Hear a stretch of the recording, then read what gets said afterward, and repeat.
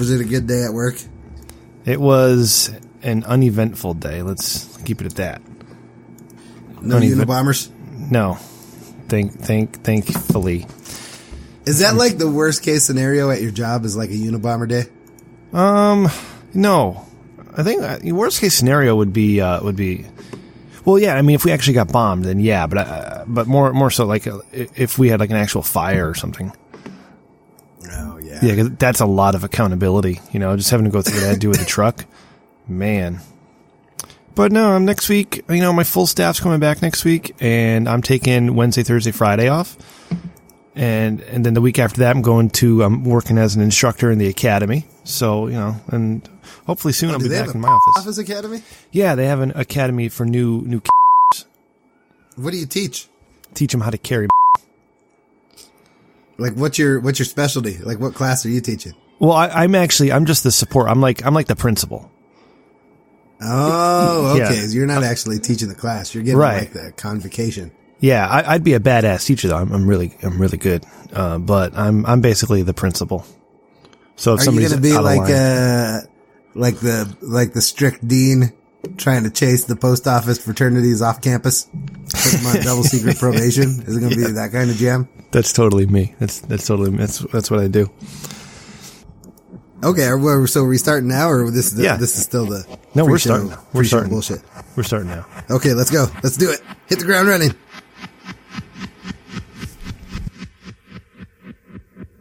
Oh, it's like we're in the Matrix.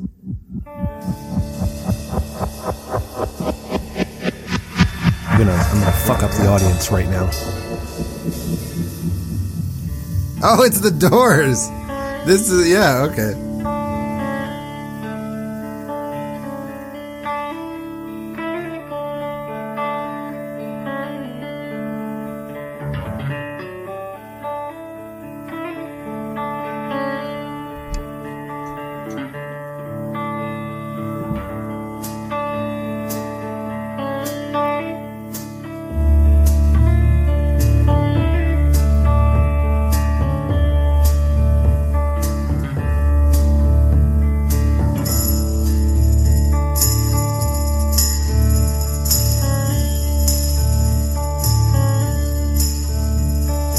This is the end, beautiful friend. This is the end, my only friend, the end. This makes me feel like I'm in a hotel room and like dangerously close to losing my shit, if not having everything that stands the end. No safe. All right, here we go. 3, 2, 1. Are you ready to get fired up? Let me do it again. Hold on. What are you doing? I had to turn the volume up. Okay, let's try this again. Professional podcasting. Yeah, we're terrible. 3, 2, 1. Are you ready to get fired up? You're listening to Liquor Fueled with Rem and Fit. And Huel, you dicks.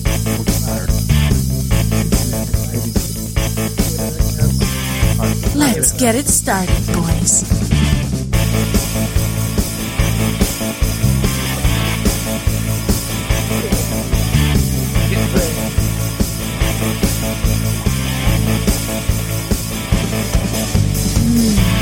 This is what we're drinking tonight. We're drinking the Michelada, which is Clamato and beer with lime juice and ice. And yeah, Fitz already discussed. Hey, everybody, welcome back to Liquor Fuel. Thank you so much for joining us again. And thank you for listening, being part of this event here in the chat room. I am Rem, of course. With me, of course, is Fit. Hi, Fit. How are you? Hello, Rem. I'm doing very well, thank you. All right. It's good to see you here in the Storm Ride studio. Good to be back. It's been a while. Hell yeah, it has. I keep saying I want to do this more often, but like stuff always gets in the way, like Valentine's Day. This is the Valentine's Day show. Fuck yeah. This is real Valentine's Day. There's some serious romance in the air here tonight. I can feel it. That's right. Between you and me and that guy over there, that guy is Huel. Huel, what's up? Not too much. Glad to be back of the handsomest threesome in podcasting today. Damn right. He looks like a rock star tonight. He's got the full suit on. He's got sporting the sunglasses. I'm cosplaying as Fit. I thought that would be a nice tribute to Fit tonight. I love it. If you guys want to see it, if you're not here in the chat room with us, you can check it out at youtube.com/thestormride. No, /user/thestormride. No, it's just the Stormride. It's not. What? I'm pretty sure. I typed in youtube.com/thestormride and it worked. I fucking hate this thing. Okay, see, we had this. We talked about this last time. We didn't know what our YouTube channel was. We figured it out. It's youtube.com/thestormride. Nobody's corrected me yet. It worked for me. So you can check us out. Okay, it worked. You're fine. Okay, thank you.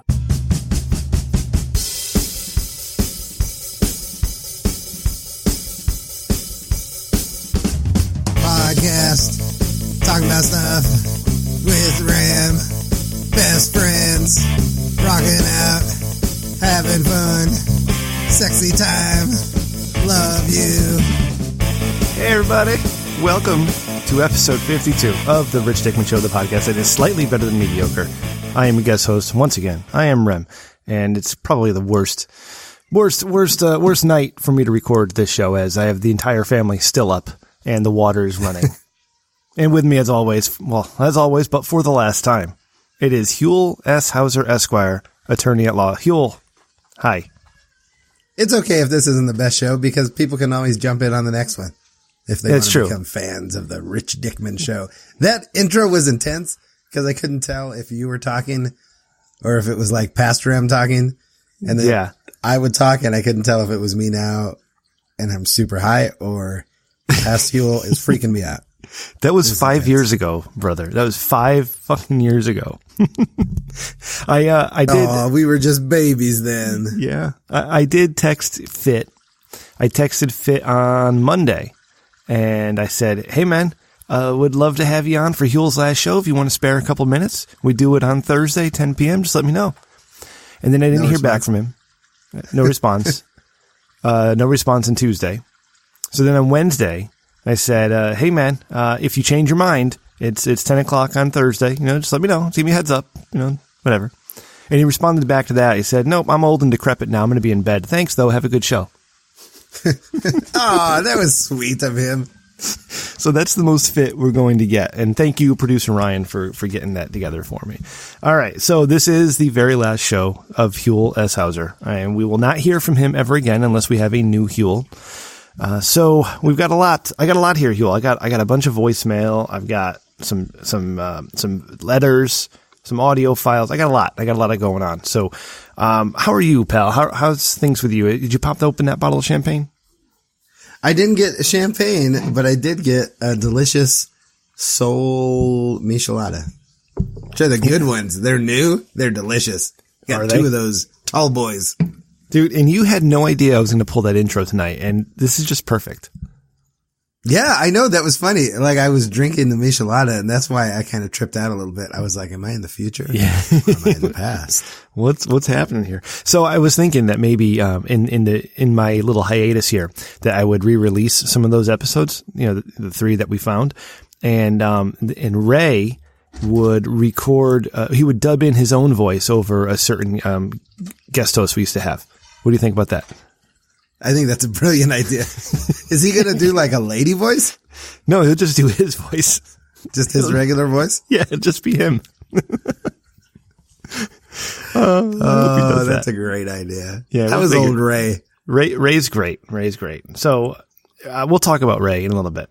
But Huell, I don't know where actually to go with this. Like, I don't really have anything prepared. I had a bunch of things I wanted to talk about. But I don't know. Let's just start at the beginning. Are you getting emotional? I will be. Are you getting teary?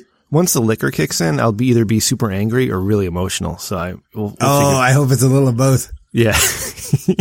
Angry, sad, which is the best kind of sad. Yeah. So you joined our Warcraft guild and you were always so much fun during raids because either you were drunk, handsomest guy in the guild. Or high. Absolutely. Yeah. And it was amazing when we discovered that you were a lawyer. I don't know why, but Fit and I were just fascinated by that. And so we started doing, I started doing that stupid podcast, Triple T. And then I started to branch out on my own, and Fit and I did a a BlizzCon show where we watched BlizzCon, recorded our thoughts of BlizzCon, and drank. And we decided, hey, that could be a really fun idea for a podcast. Let's call it Liquor Fueled. And we did one episode of Liquor Fueled, and you were a big fan immediately. And for whatever reason, we said to each other, hey, why don't we have Huel on? Because he would be hilarious to talk to. And you were our first guest, I think on the second or third episode. Probably the second episode. Something like that, yeah. Yeah. And then you just became a regular host. And we had some fun, and you joined in some of my other Storm Ride things. A couple non-Liquor Fueled shows, because we stopped Liquor Fueled for a little while, then started it up again, and then we stopped. We stopped the episode that you passed out at the and you're then, supposed to go out on your back. Yeah, and I hope I hope that's not what happens tonight, because you're too old for that bullshit. Guess we'll find out. I got a bunch of tall boys. So I'm going to be on the Not for Human Consumption podcast tomorrow. Are you excited? Well, I would be if I didn't have to wait to midnight for them to start the show, because it's midnight my time. And then I got to wait for them to talk about their weeks. Maybe you'll get a spot as a special guest correspondent. The East Coast correspondent, yeah, because I'm ahead in the future. I can tell them what's going on. But I was wondering, and I don't know if you saw my text today, but if I could get, if you could write your own obituary for me to read. I don't know if I'm going to get that done, but I might. Let's just say, for the sake of argument, I'll do it. How's that? And then we'll see what happens by the time midnight rolls around. Are you busy? I'm always busy, man. I'm a big deal. Handsome. Got a lot of lunch dates. Oh, yeah? What kind of lunch dates? What kind of lunch? Side pieces to take care of. Really? Wow. Still going strong. It's Friday. Huh? Friday is like side piece check day. So do you have to do like 3 different lunches with 3 different side pieces? Yeah, I usually take about a half hour for lunch, and then there's usually like 20-minute lunches, and you got to transport between lunch date to lunch date. Does your lady know about your side pieces? I hope not. Okay. What's happening with you? How was your week, Yuli? How's things? How you feeling? It was good, buddy. It was pleasant. It was just a lovely week. I just got back from a kids concert, a recital. Oh, those are the best. They were putting on a little play called EI Oops. Yeah. And it was great. It was just as great as it sounds. And otherwise, just usual lawyer biz. Do you go to those things while high? I did not today. No. Because I didn't have time. It's been a busy week. Yeah. A lot of issuing subpoenas and writs. Yep. Suing people. Nice. Suing people? I didn't know you did that. Yeah, just sue everybody. Oh, wow. Good for you. That makes me mad. Just fling a lawsuit. Why didn't you sue people for us and get some, I suggested this early on in the show. We get some settlement money. Nobody has done us wrong. Nobody's done us dirty. We could have made something up. I mean, that's how that works. You just make things up and people pay you just to go away. I don't think that's how it works. No. In my experience. Are you sure? That does that. Yeah. Okay. Well, but you should have made more people mad. Yeah. So you would have had more enemies to do us dirty. More controversy and more listeners. Yep. Yeah. Well, I would like to tell you, and you should know this, that the listenership has like fallen off the cliff. They heard you were leaving, they stopped listening. So, well, that's okay. At least we know that the only people listening to this one are like the hardcore fans. Yeah, no, that's true. And all the hardcore fans, they came through tonight. They came through. I want to tell you about what have you been doing on Twitter? Have you been stirring up controversies on Twitter? No, fuck Twitter. Twitter sucks. I'm leaving Twitter after tonight. Are you? Well, I mean, I'm still going to promote the show. Or just your main one? No, I'm not going to look at Twitter. I'm only going to promote the show and respond to listeners, and that's it. You should just delete it. Just delete it. Kill it. Well, I mean, then I have no way to promote the show. I can't just delete it. Why don't you get rid of the Remgar account and just keep the Rich Dickman account? That was a thought. I might do that. Actually, I might. The thing is, the Remgar account has 1,700 followers. And that's tough to give up. They all have you muted. Yeah, that's the thing. It's like I start realizing, oh shit, all but like 12 of them have me muted. So what's the point anyway? So, yeah. But I was going to say something. I forgot. Buddy, I didn't have you muted. You were on full blast till I got rid of Twitter. I appreciate that. You're a good guy. Did you see this fucking guy who was watching the new Star Wars trailer and was like all emotional and crying over it? And then that video went viral and people started making fun of him. But then a bunch of other people started saying, oh no, this guy's so super cool. We should date him. And like all of a sudden he has like 34,000 followers and he's like a viral star. Did you see this? I don't, because I'm not on Twitter anymore. That's exactly the sort of thing that I no longer have to set aside any mental space in my brain for. It's driving me crazy. You got to just get rid of it. You just got to dump the whole thing. It's good for you. This guy does nothing outside of, does nothing, right? He just sits there and he watches a trailer. And like you have provided us with almost 52 episodes of content. Great content. And nobody fucking knows who you are because you quit Twitter. It's good that nobody knows who I am. It's probably more for the better.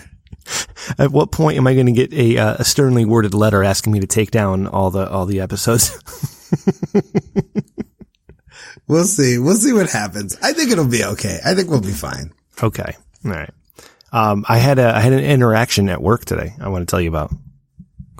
Was it a bang interaction? Was it your hot boss or hot colleague or whoever it was? No, I don't have nothing. No, that doesn't happen. But I was sitting there and the phone rang and I said, hello. And the person said, yeah, I got a problem. I'm like, oh, okay, here we go. He says, what's going on with the office these days? And like, I know how all these calls end now, right? So what's going on with the office these days? I was sitting here all day and I got this notice in my box and nobody ever came to the door.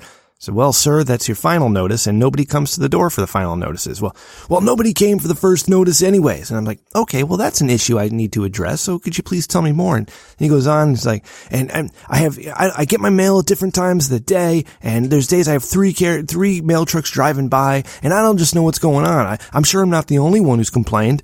And I said, well, sir, actually today you are. And then he said, oh, so don't you dare try to get funny with me. This is ridiculous. And I said, well, sir, I'd like to help you, but it sounds like you just want to complain rather than me actually helping you here. And then he got mad at me and said, well, what's your name again? And I told him, my name's Rem, you fucking asshole. And he said, okay, I'll be there at the post office tomorrow. And I'm like, all right. To like challenge you to a fight? Yeah, have a duel outside or something. But I love. Oh, that would be awesome if that's how they mediated disputes. Wouldn't it though? With trial by combat. I think we'd have far less complaints if they knew they were going to die by my fingers. Mm-hmm. What would be your weapon of choice in the post office trial by combat? Now you have to set the rules here, or like, is it any type of weapon in the world or what's in the office? No, it's like old timey weapons. No guns.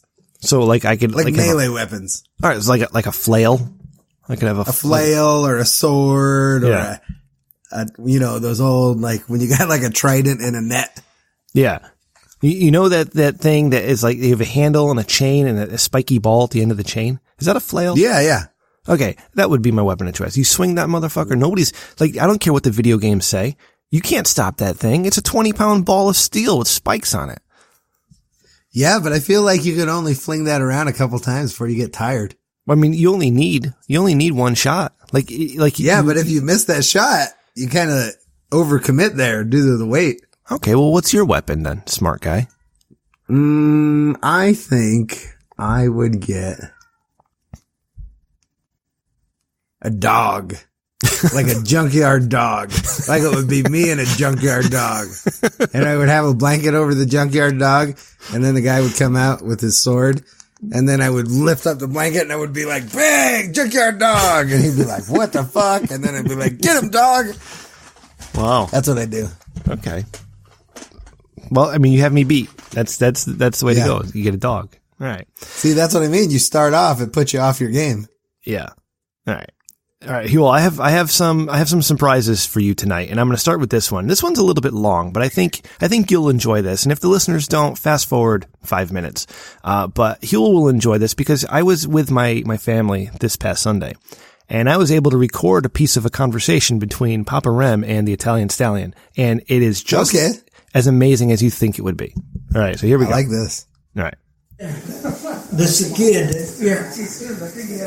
I saw my compadre and everything. Okay, no, I know. So this kid, he was talking about his friends over there.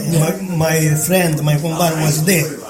Says, this guy over here, when we were young, I grabbed a chair and I smashed on his back. And that wasn't true. He said to his friend that he grabbed the chair and smashed on my back. On your back. And that wasn't true. So he spread a rumor that's a lie. It's a lie. So my friend was there.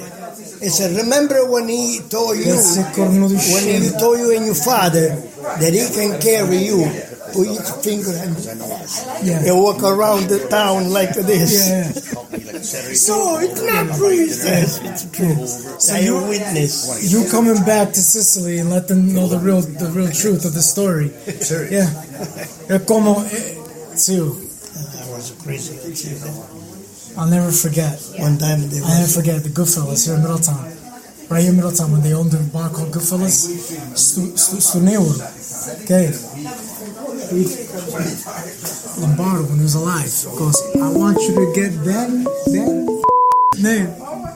I want you to kick his ass out of this bar. He's touching every woman ass that walking into this place, he tells me.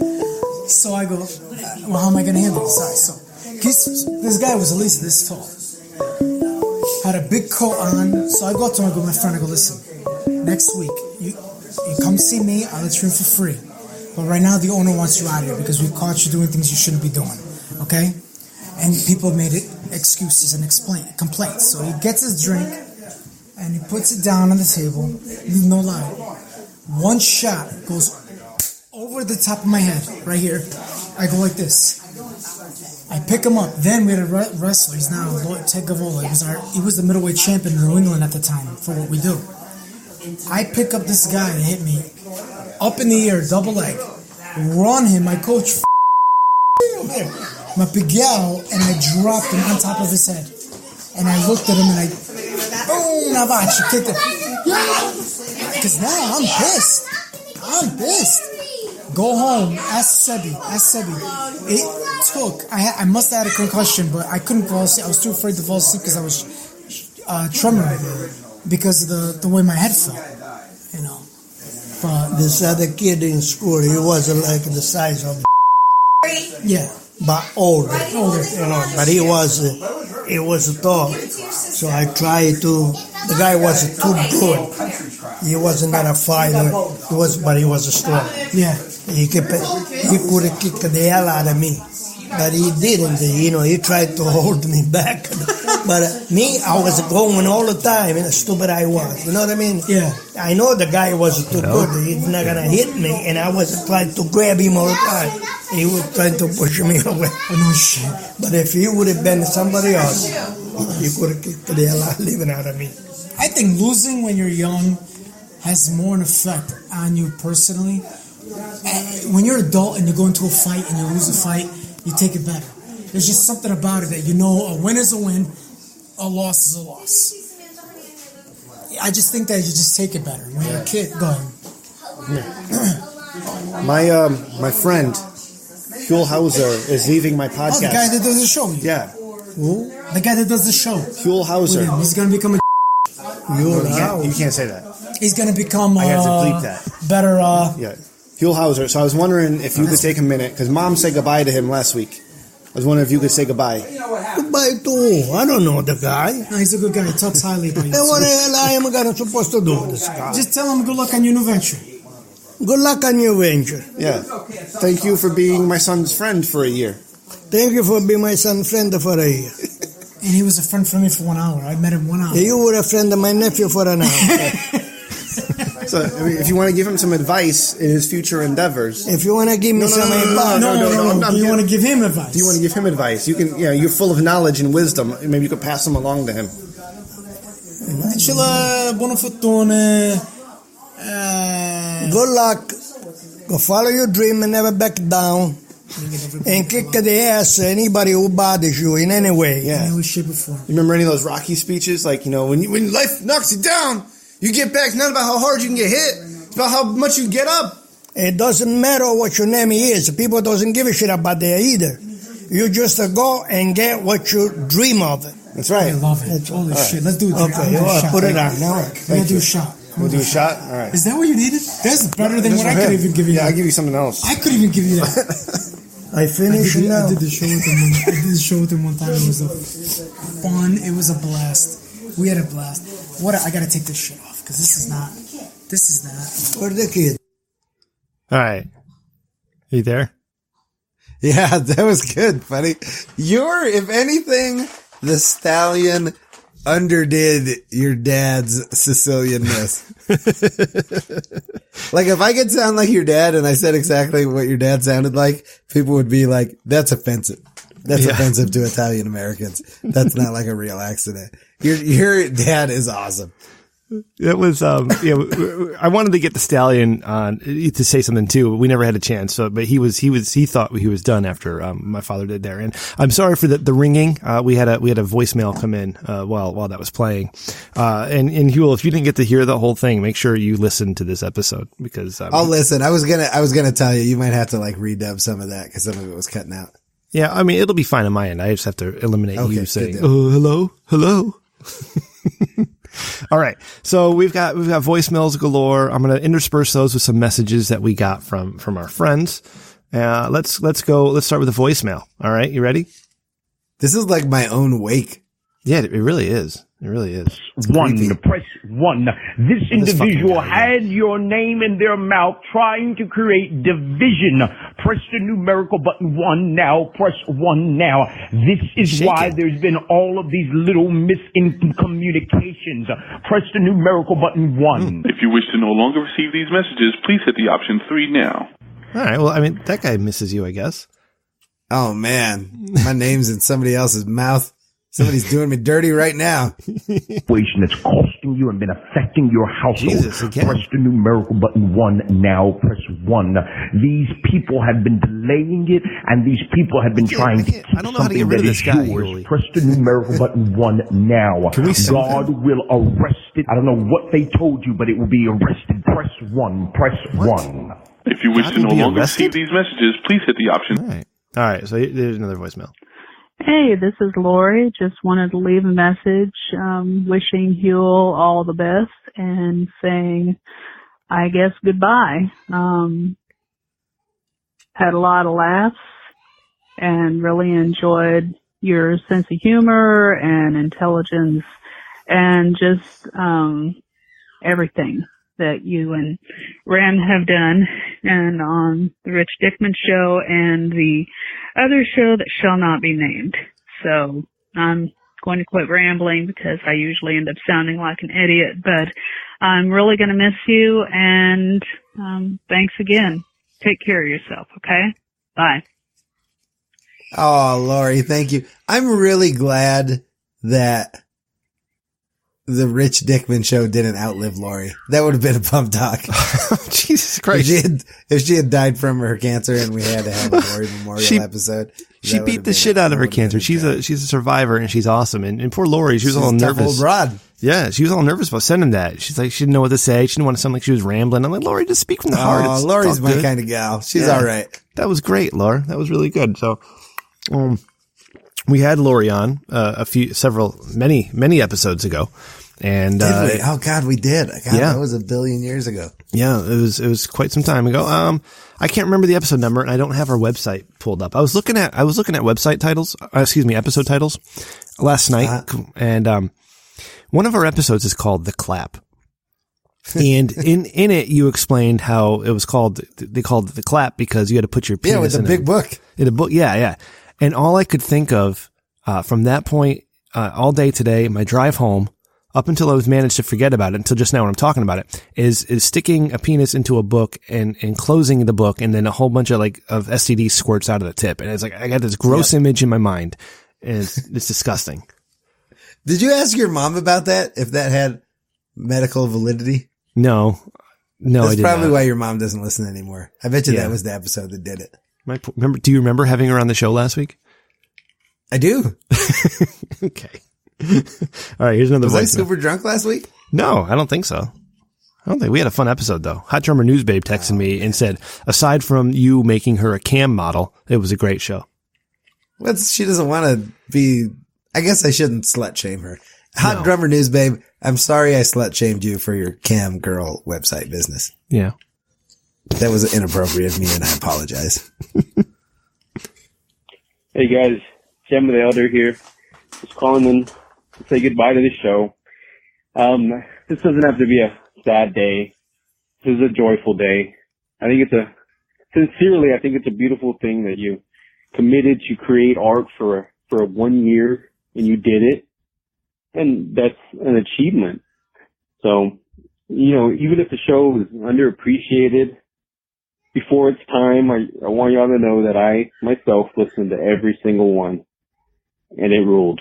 So if you allow me to make one last ditch marketing suggestion, the greatest art is not appreciated until after the artist's death. So, just throwing it out there.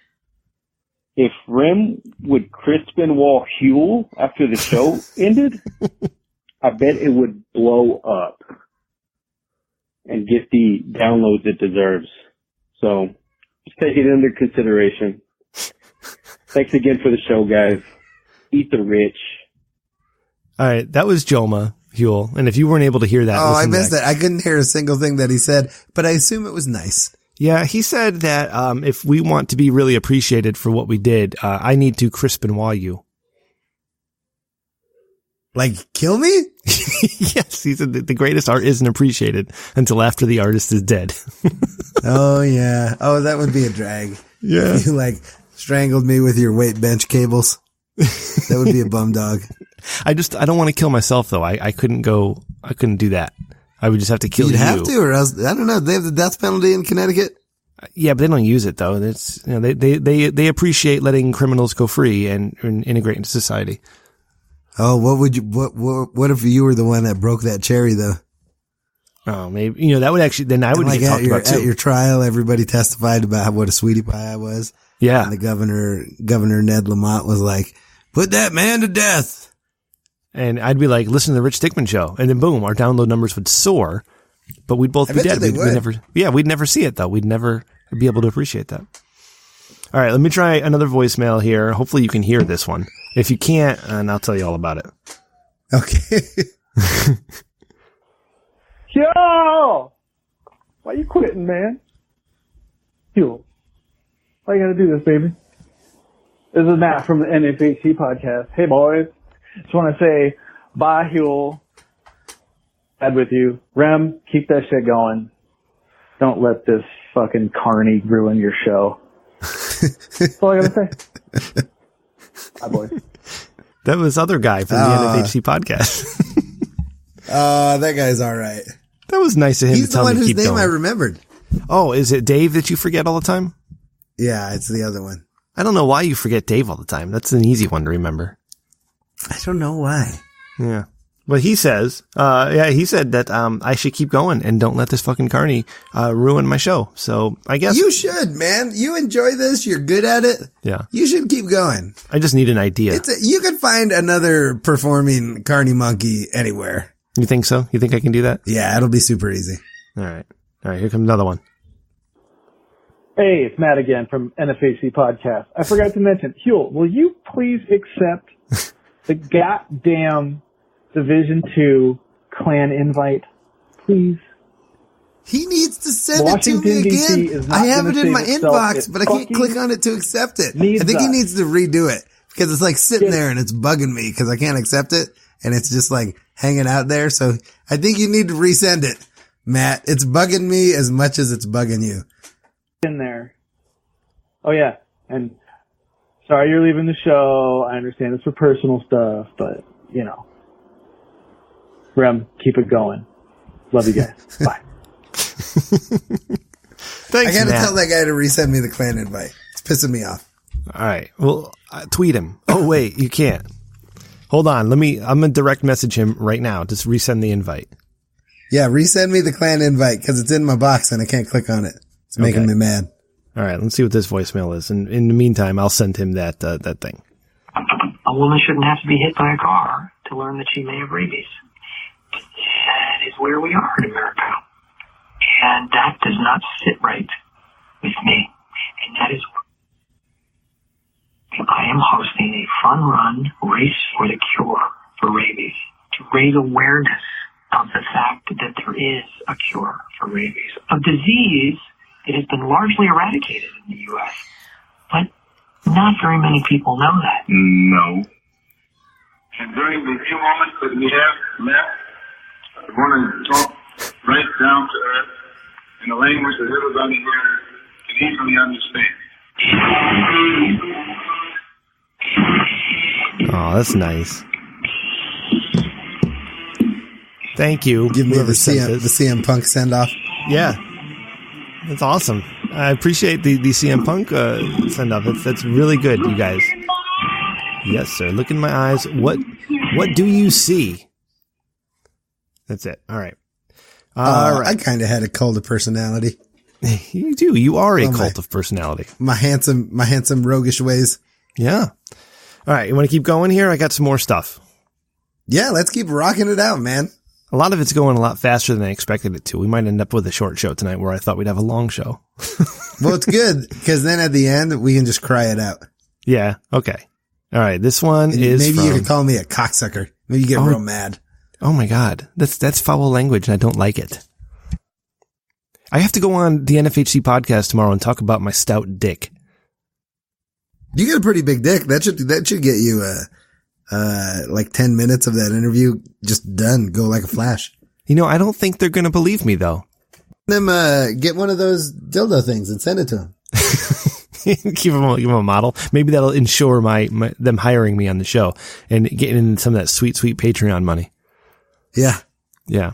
If they hire you on the show, I don't think they'll give you any of their Patreon money. They probably wouldn't. No. All right. This is from our buddy Ray. Hey guys, Ray here. Just wanted to give you guys a final farewell. As probably hundreds and thousands of other people have done. Hopefully this one makes the cut. But yeah, so I just wanted to at least let you know, Huel, that in a desperate attempt to blackmail you to stay on the podcast, I've concocted a plan. I've clipped together every potential damning comment you've ever made on the podcast, and I'm now blasting it through the giant speaker on the top of my Copmobile, straight out of the Blues Brothers movie. If that doesn't work, I'm out of ideas. But I'll definitely miss you. But you know what? Best of luck. And then, Rem, I think what's been lost in all this hubbub surrounding Huel's departure is that we may be losing you as well. You've had more of an impact than you know on definitely my life and doubtless others. I'd love it if you found a way to stick around. But if this is the end, congratulations on an amazing run. By the way, you look handsome today. But anyway, hope the show goes well, and hopefully I will be able to stay in touch with you guys a little bit here and there. Have a good one. I miss you guys. Ray, you son of a bitch. Ray. That touched my heart, you fucking asshole. Why? How dare you? How dare you make me feel emotions? It's sad because it's like I'm dying. Yeah. And all of our friends just assume that you will soon die of grief. Like you will soon die of a broken heart. Well, that's what happens to old people. Like one old person breaks their hip and they die, and then a couple months later their spouse dies. It's just terrible. Oh, that's what's gonna happen to you, buddy, because we're lover birds. Yeah. Shit. I wish I could be half as successful as you. Fucking asshole. All right, Randy did a whole thing. Randy wrote a little thing for you that he wanted me to read, and then I'm going to play something from Randy, okay? Ooh, multimedia. I'm excited. Yeah. I'm into it. So this is by our buddy Randy at Sir Zero with an E. There is a vitality, a life force, a quickening that is translated through you into action, and because there is only one of you in all time, this expression is unique. And if you block it, it will never exist through any other medium and be lost. The world will not have it. It is not your business to determine how good it is, nor how valuable it is, nor how it compares with other expressions. It is your business to keep it yours clearly and directly, to keep the channel open. You do not even have to believe in yourself or your work. You have to keep open and aware directly to the urges that motivate you.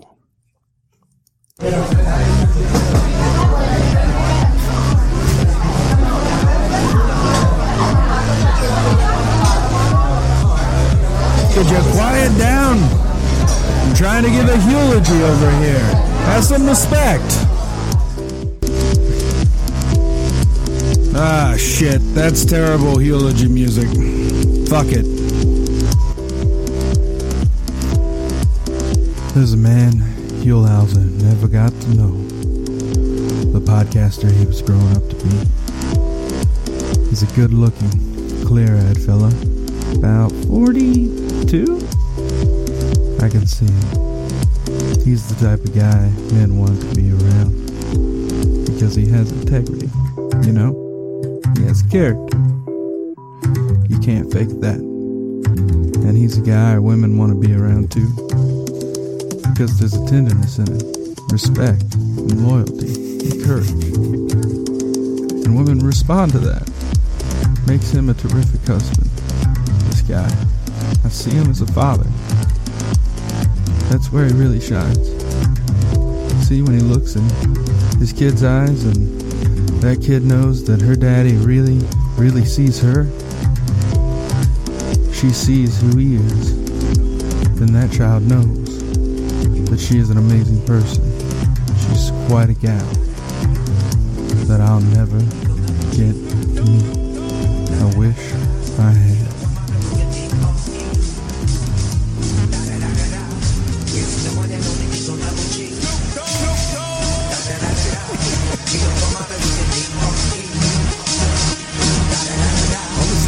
Music.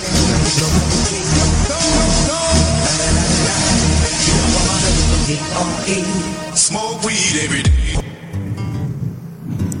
Fuck.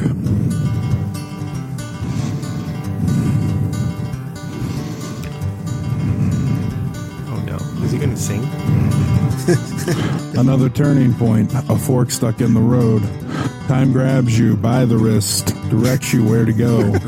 So make the best of this test and don't ask why. It's not a question, but a lesson learned in time. It's something unpredictable, but in the end it's right. I hope you had the time of your life. So take the photograph and still frames in your mind. Hang it on a shelf, in good health and good time. Tattoos of memories and dead skin on trial. For what it's worth, it was worth all the while. It's something unpredictable, but in the end it's right. I hope you had the time of your life. It's something unpredictable, but in the end it's right. I hope you had the time of your life. It's something unpredictable, but in the end it's right. I hope you had the time of your life.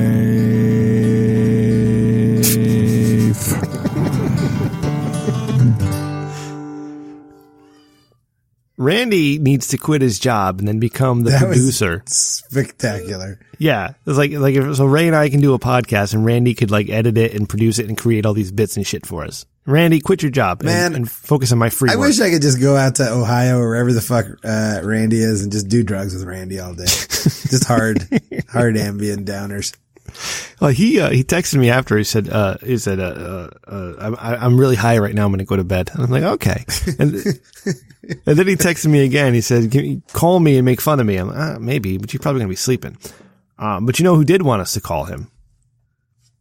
And I don't know if I'm able to make this work because he's probably not around as well. Hold on a second. Hold on. Let's see if I can try this. What is this guy's name? Oh shit. What's this? What? All right. That's not going to work. I was going to try to call Maddie. Remember Maddie? Oh, what is his name? It's Maddie. It's literally Maddie, but I can't find him in my Skype. I think he disappeared from Skype. Maybe he blocked you. Because I told him I'd be calling, and then he said, "Oh no, oh god damn it!" All right, maybe he deleted Skype once he found out that you might call him. He may have. Measure. Yeah, just like I deleted Grindr. Oh, why did you delete Grindr, man? I just felt like that was just starting to pay off. Hugh, I can't. I'm just, there's too much penis.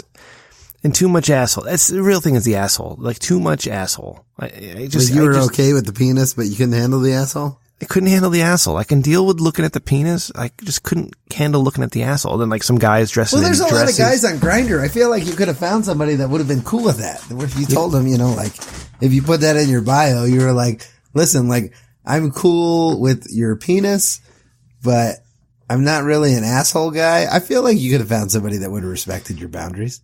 You know, I don't know, because they're all dudes like looking to get their dick sucked, and it just wasn't for me.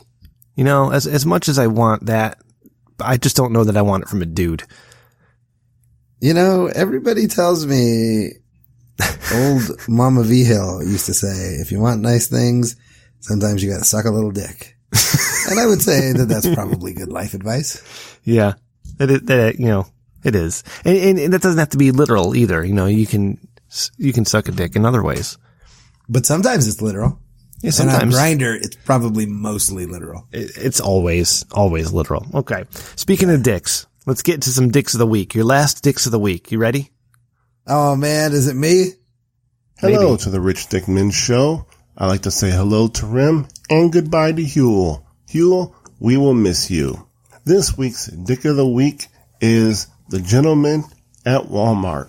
I went to Walmart to pay my credit card bill. And typically when you go and pay your bill at Walmart, sometimes the line is, 15, 20 people long. Well, this time there was only one person standing in line at the customer service desk. And I'm thinking, wonderful, this is going to go quickly.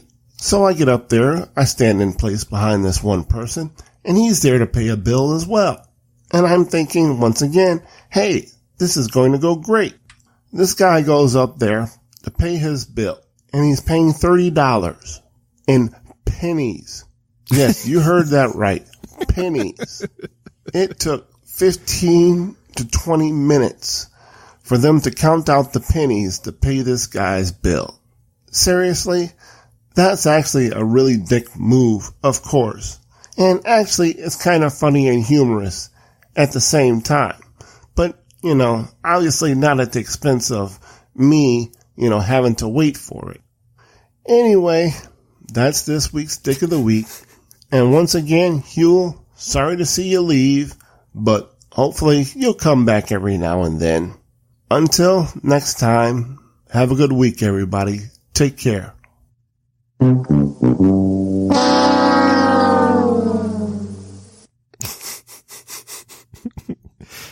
Hi, Rich Dickman Show. This is Svensson, and I'm calling to tell you about this week's Dick of the Week. This week, it's that fucking tree that fell on my house because of the high wind. And not necessarily the tree's fault, but mostly the wind. Where does this wind come from, and who does it think it is? Why is this wind blowing so strong that's gonna knock down my trees on this fucking house? This is fucking bullshit. And not only now the tree also broke my window. So the tree is a dick of the week, and so is the wind. All right, guys, have a great show. Huel, sorry you're leaving. Yeah, fuck that tree. It's weird. I guess I always imagined that Svensson didn't live in a house, but lived in like an apartment complex for swingers. Like, did you ever get that vibe from Svensson? Like, yeah. You know where what's his name lived? On Three's Company with Mr. Furley and the other guy, the dark-haired guy. That guy's name was? Yeah, who knows? I always kind of pictured that Svensson lived, cause he always talks about like he lived in like a swinger apartment complex with a bunch of like older, but still hot, like Asian ladies. Did you get that vibe? I did. And also like with the velour walls and the leather couches. Yeah. Mirrors, lots of cocaine. They had a lot of pool parties. Yeah, absolutely. And it's like, you ever see like, you remember Ghostbusters and Rick Moranis' character? It's like, hey guys, you want to come that party. I always imagined Svensson had that party all the time. Yeah, exactly. And Svensson wasn't Rick Moranis. He was just Rick Moranis, but cool. It's just, hey, Ted and Bob, I met these guys, selling insurance 3 weeks ago, and here they are. Now they got a boat and they own themselves. So welcome. They have finger sandwiches in the fridge. Help yourself. I always assume that Svensson falls asleep in the middle of like three, 38-year-old Asian cougars. Yeah. And the great thing about 38-year-old Asian cougars is that they look 21. Yeah. Yeah. Asian I people actually don't like age. the Asian cougar. Like, you know how like,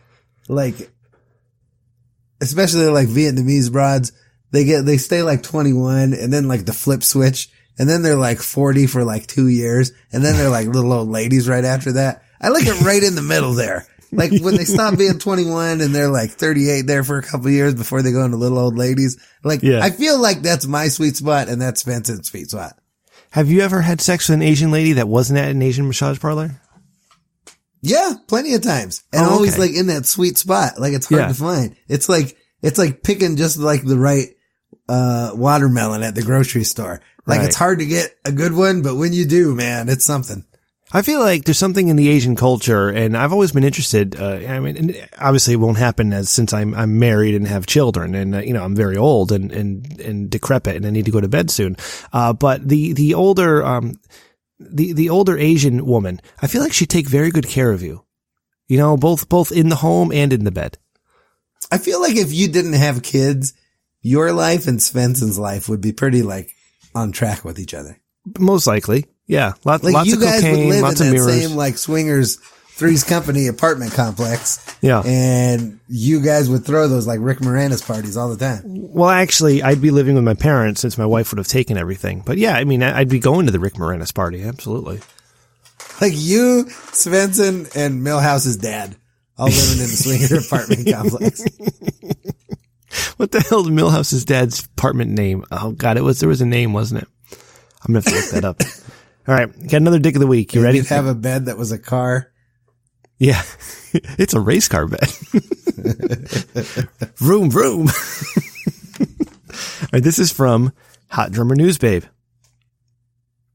On this momentous occasion, the finale of the Rich Dickman Show. Well, I mean, it's the finale with Huel. I offer my heartfelt congratulations to Rem for a great run and my best wishes to Mr. Huel Hauser as he pursues his dream of joining the priesthood. May this next chapter of your life be a blessed one. In truth, I suspect this is a clever front behind which you'll launch the cannibal revolution, so I can assure you'll keep my head up and eyes peeled for bloodthirsty men of the cloth in the future. Well played, sir. Tell your brothers I'm all piss and vinegar and not at all tasty. And now, one last contender for Dick of the Week. And note the link to the surveillance video. Cheers, Hot Drummer News Babe. Okay, so what's great about Hot Drummer News Babe is she has like AP What do you access. think Hot Drummer News Babe tastes like if we ate her? She's my friend. Am I allowed to answer that? Well, you can answer it. I don't think she'll mind. Yeah. She's like a cam girl. Like, I don't know that her like propriety veal standards are like that high. Buttery, delicious veal. You think buttery, delicious veal? Like, Yeah. she makes herself sound so salty. She does, but she's a very sweet and nice person once you get to know her. Why? What do you think she tastes like? If I took her at her word, I would assume that she tasted like pickled eggs. Pickled eggs. Yeah. But maybe, you're right, maybe she just wants to present the front that she would taste like pickled eggs, but really, she tastes like that fancy beef from Japan where they like spit beer at the cows and then give them a massage. You know what I'm talking about? The Wagyu A5, right? Yeah. Yeah. It tastes like Hot Drummer News Babe. Wagyu grade A5 beef. Or pickled eggs. A jar of pickled eggs at a real dark, dingy bar. Yeah. All right. Well, that's pickled eggs that kind of taste like cigarettes. Have you ever drank the brine from the pickled egg jar? I've never drank the brine, but I'm a big fan of pickled eggs. Yeah. Are they good? Yeah, they're super good. You know what Mexicans make that you don't see very much? They make pickled watermelon rind. You ever had some of those? Those are good. I know that Ecuadorians like to put Tabasco all over their watermelon. Yeah. I like to put chili powder, like a chili lime stuff. Yeah. Not like lime, but like the lime that you pour on a dead body to make it dissolve, like that kind of lime. Oh, that's good. Yeah.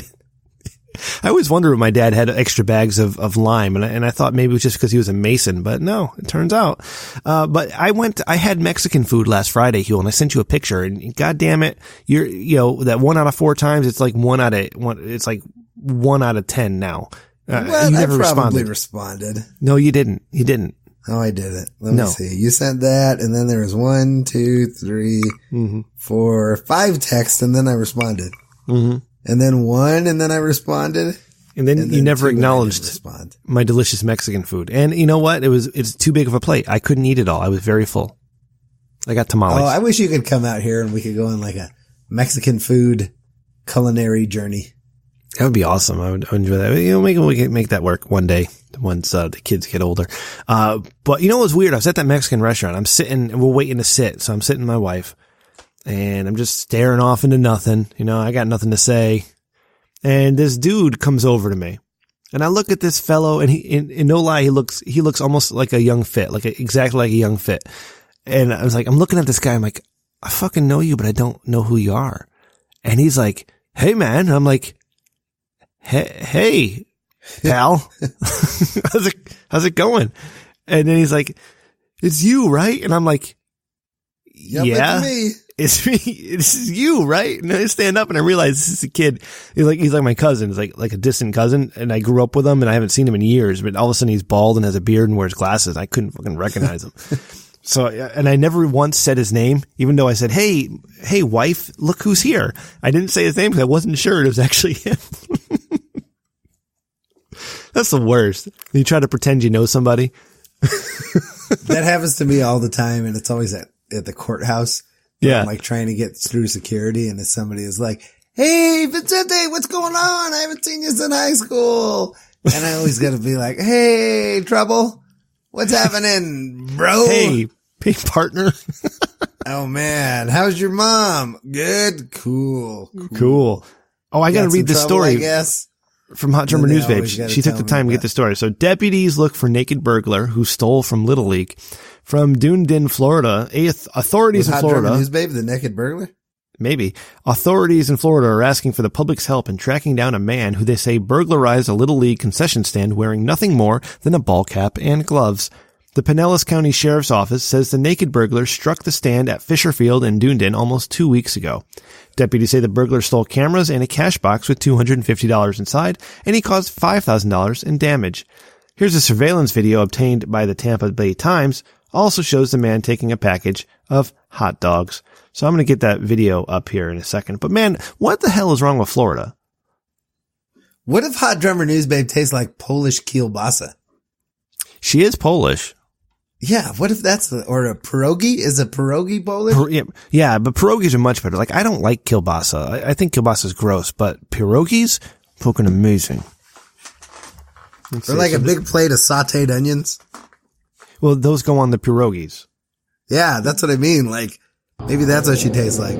Like, you know when you sauteed onions and they like just kind of start to get sweet, but they're clearly like still oniony. So here's this naked guy stealing stuff from the concession stand. Like, the concession stand's closed and he's naked in the back and he's just Jesus Christ. Oh, Florida. I want you to change, but don't ever change. Oh, now he messed with the thing. Thank you, Hot Drummer News Babe, for that. When did you and the wife move to Florida? No, fuck Florida. Florida sucks. Florida is like... Does it suck worse than Connecticut? Yeah, Florida's like a toilet. It's literally the toilet in the United States of America. You see how it's shaped? Yeah, Florida sucks, man. You got a bunch of old people living there, a bunch of people on retirement. You got... When do you move to Kentucky? Is Kentucky the one she was thinking about one time? You know what my problem with Kentucky is? It's landlocked. It's landlocked. There's Let's go through the 50 states and you tell me like what your problem is with each state. Let's go. Let's do it. I'm up. I'm game. All right, let's start with Kentucky. What's Kentucky's problem? It's landlocked. All right. No, there's no ocean to be found. I couldn't do that. I need to be by the water. What a bunch of fucking dicks. Yeah. Okay. Michigan. Too cold. All right. It's up by Canada. Everybody especially in northern Michigan, they talk like Canadians. It's about time we go outside, And I don't want that shit. No, fuck that. Too cold, too much snow. Oh, and it's in Detroit 2 pieces? Sucks. Get your shit together, man. It is in 2 pieces, but you need a ferry to get to the other piece. Fuck that. No. Make a bridge. Spend some money. Yeah. Bunch of assholes. Next. Rhode Island. Too small. Like, you can literally go from the top to bottom of Rhode Island in 45 minutes. You can go across it in 20. Fuck Rhode Island. Sucks. You're not even a real state. If I can throw a football across you, you don't deserve 2 senators. Nope. Not at all. It's a shame they have more than one House of Representative guy. Fuck that. It's ridiculous. Dumb. Next. Fuck you. You're not even an island. You're not even in the ocean. Are they? Maybe they are. I don't know. They're in the ocean, but they're not an island. There's no island there. So they're fucking lying from right off the bat. They're lying. Chris O.C. hates liars. They only call them Rhode Island because road football field that I can throw a football across sounded even dumber than Rhode Island. Pussies. Okay, Idaho. Idaho, it's a little, you know what? There's nothing going on in Idaho. All right. It's all potatoes. It's cold and it's potatoes. I need a little more excitement. Do something, Idaho. Get your shit together. Yeah. Start a war with Oregon. Across the border with armed I've been to conflict. Oregon. Oregon is a weird state because you got a bunch of normal people in it, but then you have the people who live in Portland, and fuck the people in Portland. And I don't want no part of Oregon just because of Portland. Your whole state smells like hops. Mm-hmm. It's gross. Mm-hmm. Sometimes I just want a nice mild lager. But God bless you for your weed. I don't need to fucking get my mouth blasted by an IPA every goddamn day. Sometimes I just want a Michelob Ultra. IPA suck. That doesn't make you better than me. I don't need hops. I don't need bitter fucking beer that tastes like pine trees. Fuck you and your IPA. Fuck off. Arkansas. Fit lived in, no, that's Alabama. Nope. Let's see. Arkansas. The Razorback. What the hell's a Razorback? I don't know what that is. Nobody cares about what That's Razorbacks not even a word. are. I know. It's like they took other words and they just mushed them together arbitrarily. Yeah. They're like, that'd be cool to call a pig a Razorback, so we're going to call them. No, it's a land of fake animals. No, thank you. Next. Yeah. Plus the Clintons are from there. Fuck the Clintons. University of Arkansas unicorns, maybe. Yeah. You bunch of jerks. Yeah. Pegasuses. Yeah. Oh, look at me. We're the fighting manticores. Bunch of assholes. What a bunch of cocksuckers. Nebraska. You know what? Too much corn. I love corn. Corn's good, right? But it turns out all these products that have corn in them, corn syrup, corn meal, corn mash, they make you fat. Corn's not that good for you. Too much of a good thing. Yeah, absolutely. All this corn-based product is what's making us unhealthy. So no thank you. Go fuck yourself, Nebraska. I don't want to put corn in my gas tank. I want to put dinosaur blood in there. Goddamn right. That shit actually works. That or very expensive, costly electricity that ruins the environment to make, but we think we're being clean about it. Makes my Jeep smell like tortilla chips. Yeah. Pisses me off. Makes me hungry when I'm trying to drive down the road. Jesus Christ, Nebraska. Fuck off. What's next? Get your shit together. Yeah. Ohio. Which one's from? Randy's from Ohio, right? Yeah. Buy a consonant, Ohio. Don't steal all the vowels from everybody else. Yeah. You jerk. Yeah. And look what you did to Randy. Dude works too much. He can't even contribute to the show anymore because of Ohio. He's got a drug problem. He didn't have a drug problem before he was in Ohio. Yeah. Yeah. He can only nice Tinder kid. like 7 months out of the year because there's a dating season in Ohio or some shit. Like, what the fuck, Ohio? You're fucking bullshit. Ridiculous. 2004 election. All day, then the guy can't even jerk off at night because he's too sleepy. Lake effect snow. Fuck you, Ohio. Cleveland sucks. Hillbilly heroin. Get your shit together, Ohio. Bitches. The Ohio State University? Yeah, what is that? Why are you so good that you get a the and nobody else does? I got a the in front of my name. Is just University of Connecticut. Yeah. My title is the most honorable, so fuck off, Ohio. You're not special. Yeah. You're not a big deal. Take it down a notch. Yeah. And there's a Miami in Ohio. What the fuck is that all about? There's only one Miami, and that's down near Cuba. Yeah. Choose your own names. Yeah. Don't steal other people's. There's a Springfield, Ohio. Oh, man, come on. There's only one Springfield, and that's in the Simpsons land. Arizona. Well, it's fucking 3 hours behind me. I got to do the NFHC podcast tomorrow, and they're in Arizona, and they do it at 9 o'clock their time, which is fine for them. I have to be up to fucking midnight waiting for them to start the show, and then I got to wait another 45 minutes before they get through their bullshit what happened during the day nonsense before I can even talk. Like, I'm the guest. Have a little respect for me. I'm a world famous internet celebrity. I used to have a very successful podcast. My best friend's leaving me on this show, and I have no friends anymore. Make some concessions. I don't want you to start earlier, but bring me on early. Fucking ridiculous. Yeah. The Grand Canyon. Fill that shit in. It ain't that grand. People need to get to the other side, man. Do you remember it's inconvenient. When Triple H said to Stephanie McMahon, even the 747 looks small in the Grand Canyon? All right, one more state. And we gotta move take on. a cue from Triple H. Yeah. There was a good riff, buddy. We should have done that for 52 episodes.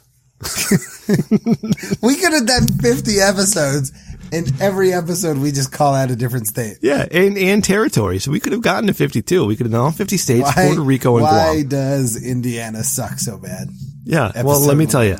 I've been through Indiana. It's flat as shit, okay? It is flat. You're from the mountains, I'm from the mountains. There is nothing going on in Indiana except a speedway and a really big football stadium that they knocked down and built another one. And the only good thing you ever had there was Peyton Manning. Yeah, what is a Hoosier? What is that? It's fucking ridiculous.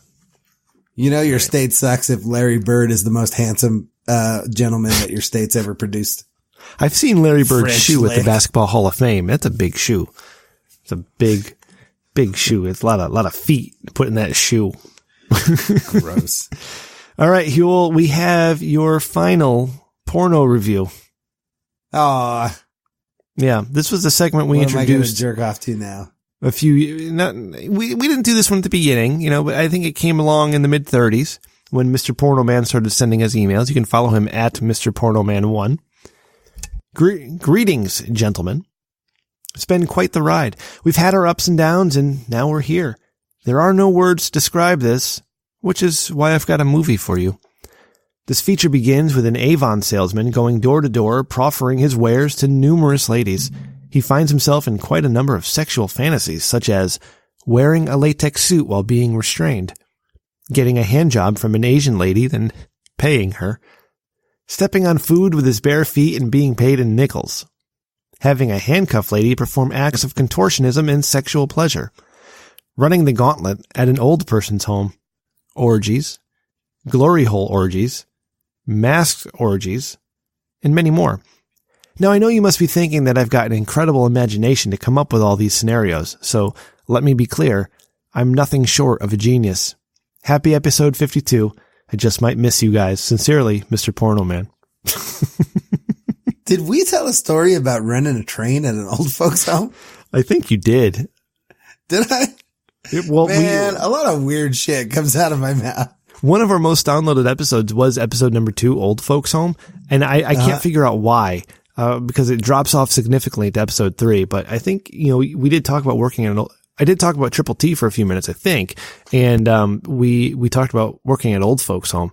And, I think we might have mentioned how the old folks like to bang. I think we both talked about that. Is that what it was? Yeah. Yeah. Maybe a bunch of old folks enthusiasts listened to that episode jerking off to our story. Maybe that's why it was so popular. That is so gross. That is just so vile. You shouldn't think about it being vile. You should think about you made people happy. I don't know how I'd feel about if I knew people were jerking off to me. On one hand, you don't think you'd be flattered? I'd feel flattered. Well, on one hand, I'd feel flattered, but on the other hand, I'd feel used. What do I get out of that? If it turns out our 15 downloads, our consistent 15 downloads or whoever it was a group, which I presume would include Ray and Randy, of people who just really got their rocks off to the Rich Dickman show. Really went to town. Hot Drummer News, baby. Dry, no spit, have a friction burned afterwards style. Yeah. They were really getting into it. I could see Ray in particular. I wouldn't be surprised if he was part of that crew. Do you use spit when you're jerking off? Well, something. Do you know what I mean? But some people don't use anything. Some people just dry fly it. Yeah. It never turns out as good as I hoped it would be. When you spit with the spit or with the you load your hand up with a bunch of lotion or whatever. You stick it in a light socket. It's just never what you think it's going to be. You got to. It's a hard. Friction is a slippery game, no pun intended. It's a slippery slope. You gotta be careful because you might get too much friction. Not enough and it hurts too much and you're just there all day. You know what I mean? And I presume you got shit to do.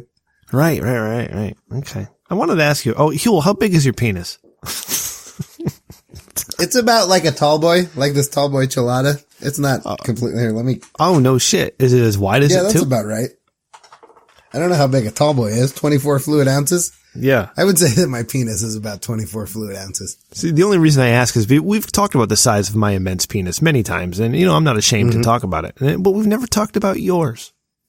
Well, mine is not as immense as yours. No, so it's hard obviously. to be second fiddle. Yeah. There are very few people in the world who have to throw it over their shoulder to walk around during the day. So it's like doing a podcast with Mandingo. Yeah. Remember that guy? Famous adult film star Mandingo. Famous adult film star Mandingo. Yeah. Google that guy. You know who I'm talking about? Yeah, I know. You really know your porn guys, so I assume you do. Yeah. What he did to Alora Jensen a couple of years ago was nothing short of amazing.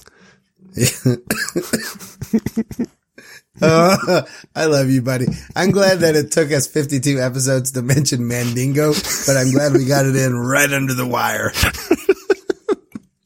Who are some of your favorite adult film stars, Yul, besides Mandingo? I don't know. Like, I'm not really a good name guy, but it's just like Mandingo is a hard name. It's like Vincente. It's like a hard name to forget. Like, once you hear it, like, you start just kind of saying it under your breath because it sounds cool. How do you feel? Vincente. This is a tough question to ask because I have to get the wording right.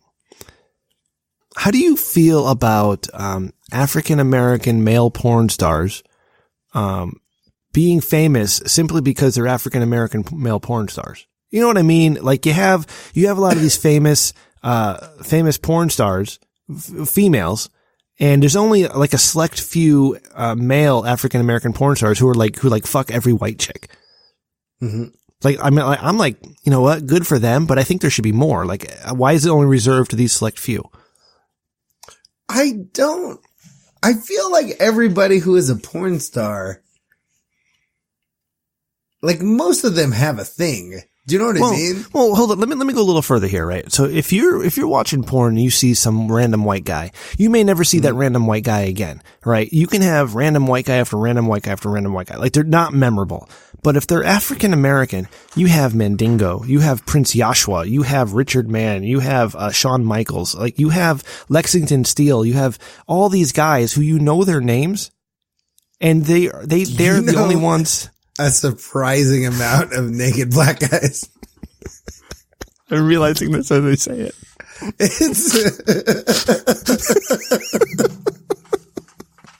Like, I feel like this conversation was going one way, and then you rattled off all those names, and it was like, oh, let's a hard right turn here. Actually, I changed my mind.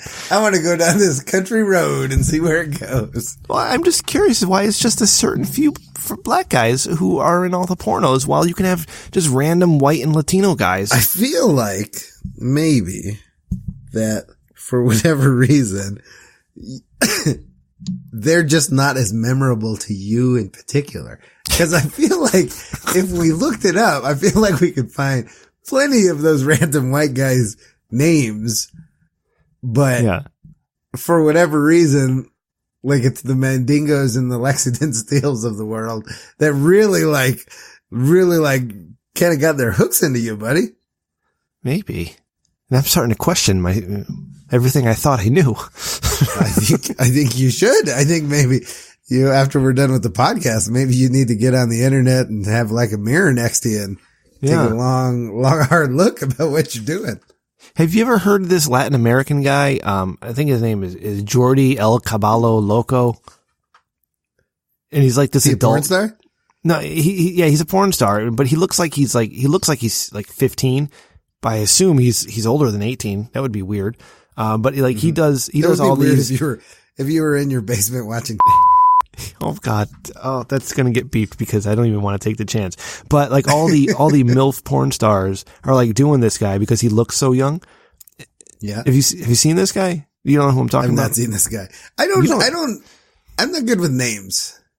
No. Well, I'm not good with names, apparently. What kind of porn are you watching when you're off by yourself in the basement?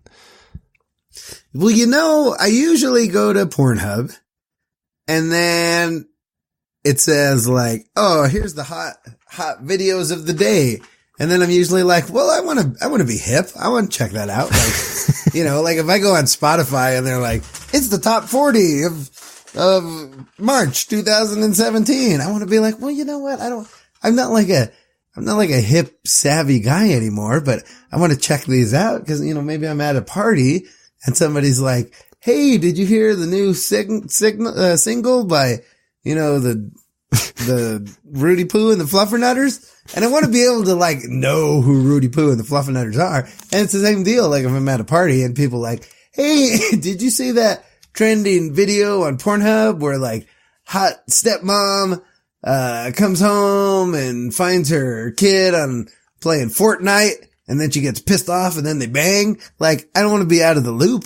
Do you know what I mean? I want to feel like it's like reading the newspaper. You don't want to seem like you're not part of the zeitgeist. Do you know what I mean? No, like I got at the times. You're essentially saying you're a follower and you don't carve your own path. You're just doing what's popular. I don't carve my own path. Like my penis just goes where the trends take it. That's disappointing. I thought you had like a type. It's like one of those, my penis is like one of those sticks, those Y sticks that you use to find water. You know what I'm talking about? Yeah. A dowsing rod. My penis is like a dowsing rod of the times. All right. Huel, one of the many things you've brought us into my life especially, but to the audience of the Rich Dickman Show is the Texas tornadoes. Yeah. If you don't know the Texas tornadoes, it's a song called Guacamole. I met her at the Mercado. She's buying avocados. And you gotta watch the video. She really turned me on. She reached for my peppers. I grabbed her tomatoes. I knew it wouldn't be very long. She, what'd you say? I went to grab her peppers. She reached for my tomatoes. You know what I want to do? I want to go out there to Connecticut for a visit. And then I want to see if there's like a Tejano dance club. And I want to take your mom out dancing. Do you think Papa Rem will get mad if I took your mom out dancing? No, I think he'd be perfectly fine with it. Papa Rem, me and him would probably go watch wrestling or something. I want to go to Tejano nightclub with your mom. And when they start playing the Texas Tornado and they play that song, I just want to spin your mom around on the dance floor. You are welcome to Connecticut whenever. All you got to do is call me and say, hey, brother, I'm flying out tonight. And I will make all the arrangements possible. I know you have lots of money and you probably want a fancy hotel, but if you didn't. What if I called you and I was like, hey, buddy, I'm in Crackerberry Junction and I'm at the post office. And I guess I was under the mistaken apprehension that you lived at the post office, but it doesn't look like anybody's here. So do you mind coming and picking me up and taking me to wherever you are at? I'd hop in the Crosstrek and I'd get you immediately. And then I would call out of work for the next several days. We'd go off-roading in the Crosstrek. Yeah, absolutely. We'd run up to Massachusetts to get some party supplies. And then we'd spend a hot week or weekend in Hartford or New Haven. Yep. And then we'd pick up Hot Drummer News Babe and we'd eat a bunch of pickled eggs. Yes. And we'd have a big Italian family dinner that we'd set up and you could meet more of my dad and the rest of my family. And I'd rent a Tex-Mex trio to play us, the Texas Tornadoes on your lawn. There is a Mexican restaurant called Puerto Vallarta here in Crackerberry Junction. And, I went there with my family once, a couple times, but one time we went there, they had, one of those 3-piece bands playing and they would come around, they were singing to my kids and stuff and my kids thought it was so funny. Do you think, would you get mad if, like from here, I hired like a mariachi band to like follow you around all day and play music at the post office? Absolutely not. It would provide them, that's what I would do. If I won the lottery, I would hire a mariachi band and I would give them your picture and I would be like, I will pay you $1 million so long as you follow this man around constantly for a week and don't stop playing music. He'd be standing outside my door. I don't care where he goes or what he does. If you want that $1 million, you better be right on his ass. How do you spell mariachi? Mariachi. Would they play Guacamole?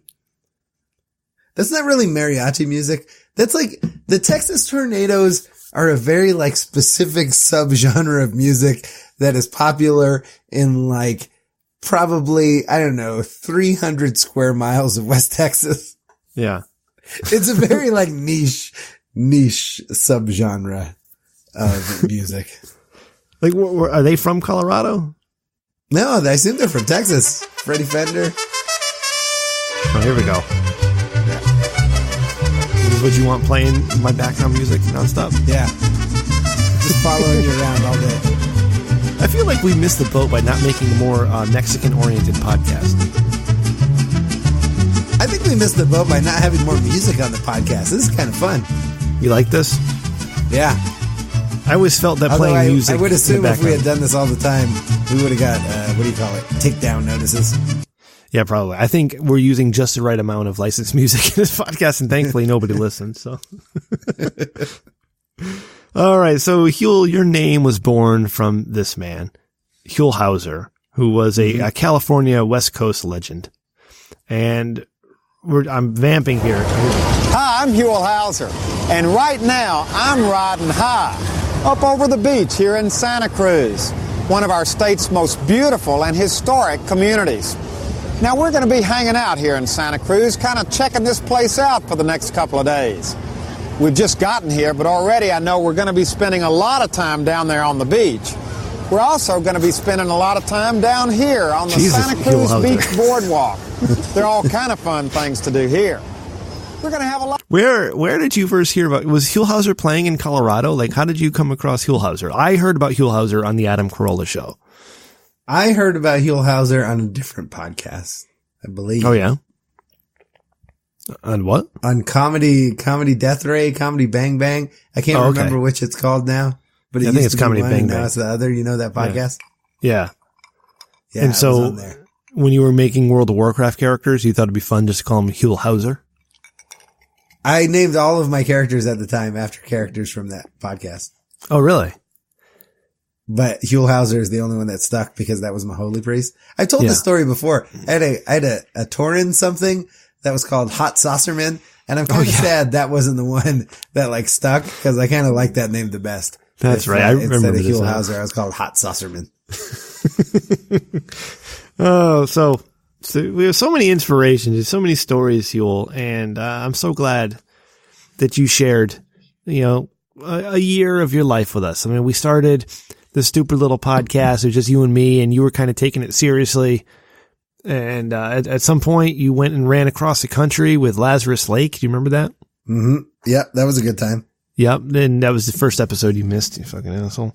And then you had a life-changing event where you had an extra baby moved into your house for a little while. Yeah. Yeah. It's been a long year. A lot of shit happened to me this year. Yeah, I should probably bring up like all our episode titles here while I'm doing this because that would help me. Go to richdickman.com to see everything Rich Dickman. Right. So I'm going to go all the way to God damn it. See, this is another thing that my problem is that I have all these ideas like during the show instead of getting things ready, and we didn't even start this website. Do it now. This is your last chance. I know. So I'm talking while I'm getting this stuff ready right now. But we didn't have the website, right at the beginning. We had the website maybe about 13 episodes in or so. Come on, older posts. Come on. There we go. We had a, remember when you were writing about cooking with weed? When I did that one time and I said I was going to do it more and then I never did because it was too hard. Yeah. It was twice times you did that. Yep. All right. That's pretty good for me. 2 times. Yeah. So episode 7 was our first episode on the website. So if you're looking for episode titles, that's going to start. We learned what a Patheist was in episode 8. We did episode 9. We had wrestling and that was super boring because it just went on forever. Nobody really cared. No offense. And for some reason, episode 10 was called Eat Soap Again, but we had Mama Rem on for the first time in episode 10. And episode 11, we started talking about the size of my wiener when it's a scroll because it was like a scroll. Just keep tearing another piece off. Remember that? Yeah. Yeah. Like one of those brawny paper towel rolls. Yeah. With those like little paper towels so you could pick like the size of the paper towel. Yeah. That you need. The perfect size that you need. Yep. Episode 12, is, wait, episode 11, was that the one? Wait, hold on a second. I'm trying to read through these. Episode 11 or episode 12 was the one where we had the bad audio recording. We had to do it all over again. But episode 12, Jamplander sent us a picture of his license plate holder that said the Rich Dickman Show. Yep. Episode 14, I started doing a solo show, but Mama Rem called in because you were out running. And, episode 13, I think that's when I see Barry Manilow. Then Mama Rem started a cooking blog that she gave up after 2, just like you. Episode 16, we had ideas to use Fiverr to do stuff for us, and you were going to get Macho Man to record something for us on Fiverr, but you never did. Episode 17. We could do a whole podcast of all the things I said I was going to do that I never did. Yeah, we certainly could. Episode 17, this is when your life started to change. And, so episode 17, 18, you weren't around to record. So episode 17 was me and Mama Rem. And episode 18 was the single lowest downloaded episode in the history of the Rich Dickman Show. Nobody heard this episode. It is the Remcast. It's a solo show that I did after my vacation in Stowe, Vermont. And, nobody listened to it. And that's when I realized this was the Huell Hauser show. This isn't the Huell Hauser show, buddy. You're the glue on this thing. No. Episode 19 is when you came back after your life-changing event called the Very Special Episode. And then we had episode 20, which was probably one of my favorites. We talked about, the off-book saints like Santa Muerte. Yeah. Yeah. The highest downloaded episode of the Rich Dickman Show with Huell Hauser, was, episode 21 when we had, lawyer Nick Rekieta on to talk about things that he was doing and the lawsuit between the podcast hosts. Episode 22 is when you got super stoned. That's called Stoned. Episode 23, we talked about big asses. That was Ass TV Tray. Boofing came in episode 24. Episode 25, we talked about my midlife crisis, which I'm still going through. Episode 26 is when things really started to change for us, Huell. That's when we started leaving voicemails in other shows. And 27 was called Fueled by Liquor, when we embraced the fact that we needed to be drunk, or in your case high, to record this show. And then episode 28, Huell, it's better when we're drunk or high, or drunk and high. It's true. It's very true. Episode 28 is when you got your vasectomy. How's that going? How's your balls? Pretty good. They're back to normal. Okay, good. Episode 29, Alan from Not for Human Consumption podcast called in. That's called Best Friends. And episode 30 was called Spittoon for some reason. That's when we realized Triple T was going to be ending at episode 300. Episode 31 was hashtag winning. And that's when we first got our voicemail line. And we had some user-generated content. 33, episode 33, you were sick or something. And that's when we had Ray guest host for the first time. That's called Hey Jules. Episode 34, we talked about getting partial diabetes. And 35 was buttery toffee, because that's what your penis tastes like. It tastes like buttery toffee. It does. Yeah. It's good. Episode 36 is our highest downloaded non-Nick Rekieta episode called Not Safe for Work, NSFW. And I'm not sure why. Episode 36 comes upon us, and Rem and Huell enter Not Safe for Work territory. Oh, this is when we had, we really got into the porno reviews here. How to enjoy the holidays. What does Rem want for Christmas? Huell was on Not for Human Consumption. Rem reads. Oh, this is when I read the corporate apology. And Randy called in. Yeah. All right. Then we did a Christmas special. Then we had a best of because you were dying. Do you remember when you were dying? Of pneumonia? Yeah. That was sad. Yeah, it was sad. Like, I was really worried about you. Episode 37 was balls per second. That was another Ray episode because you were dying. And we had episode 38 was the one I talked about earlier, the clap, which I can't get that image out of my head of a penis in a book and all the STD flying out of the penis. It's disgusting. Someday, buddy, you will be out and about, and you will be glad that you possess that information. I really am. You know, all this extra information is fun. 39 was Triple T 300, where I finally told the story of why I left Triple T. Spoiler, Arcane accused me of being in love with his wife. Guess what? They're now divorced. Yep.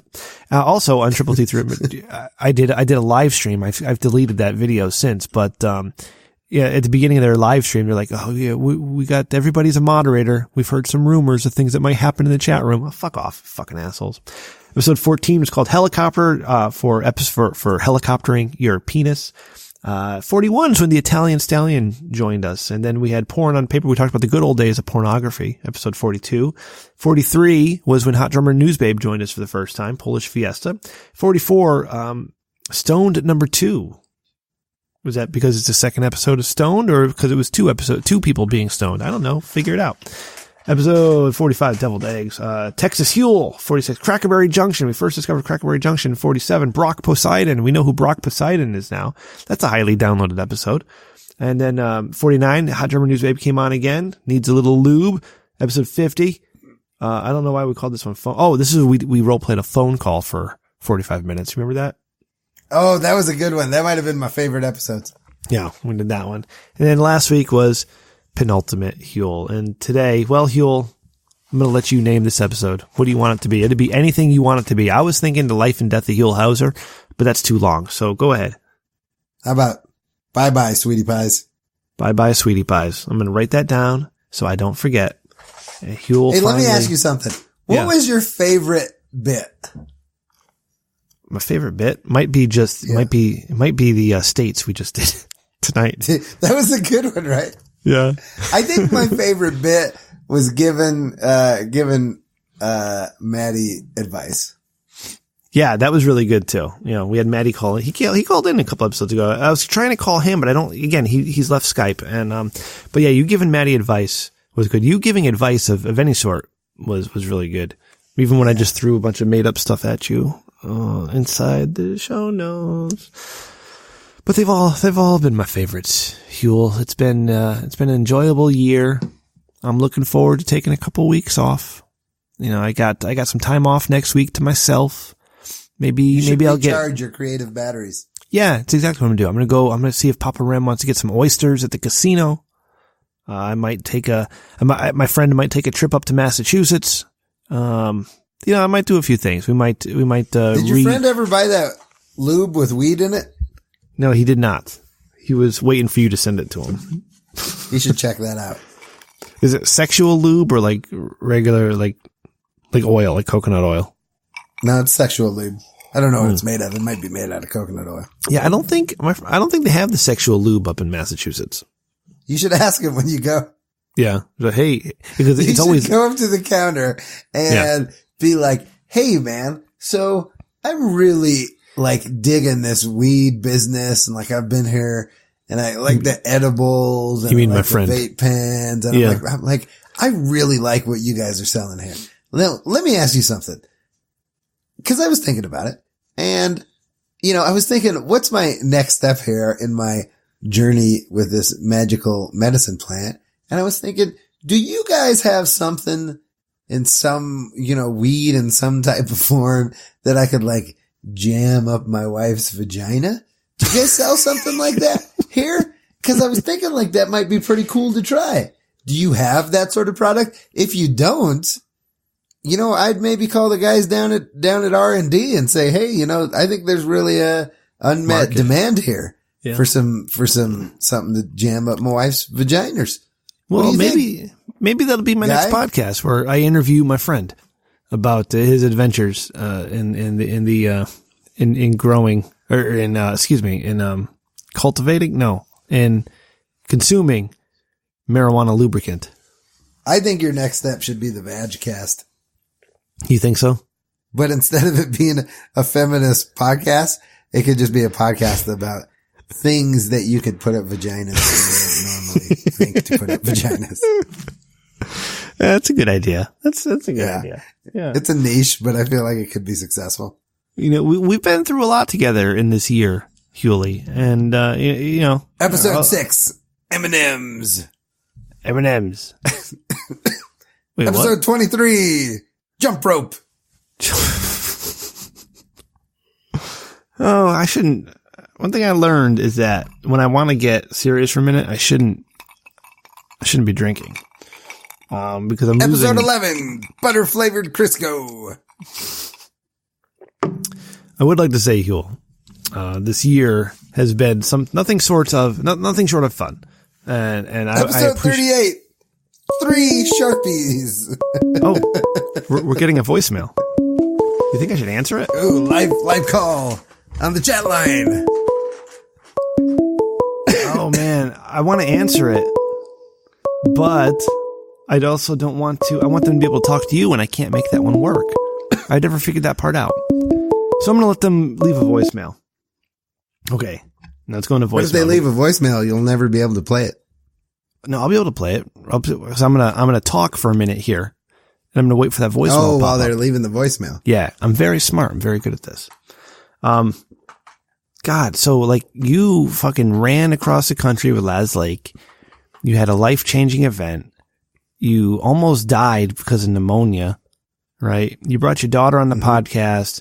You're leaving to move to do things. You've had quite a year, Huel, and I'm glad I got to spend, one day a week of it with you. Oh, buddy. I'm glad I got to talk to you every week. That was the best part of the episode of the podcast. The journey, it's not about the destination, but about the friends. Was about the friends we made along the way. See? It's all about the friends we made. And Fit is no longer my friend, which is a shame. But I feel like in that loss, I've gained a very special friendship, not only with you, Huel, but with, people like Ray and Randy and Chris O.C. We haven't mentioned Chris O.C. tonight, and he's been 47% of the podcast. Oh, I like that guy. I was going to ask him.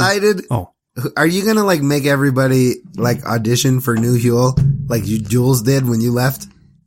Well, so here's the thing is that, looking ahead to the future is that I'm really looking for a co-host who can contribute to the show and not just show up once a week.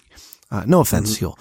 Somebody who can edit the show and who can do stuff, who can come up with ideas for bits, who can produce bits, for people who can provide content and help me with show notes rather than me doing it all myself. I'm really looking for a partner and not just some guy's dick I suck because he's interesting, So if you want to send me a tape or a demo of what you got, let me know. Like Randy, that shit you sent was pretty good, right?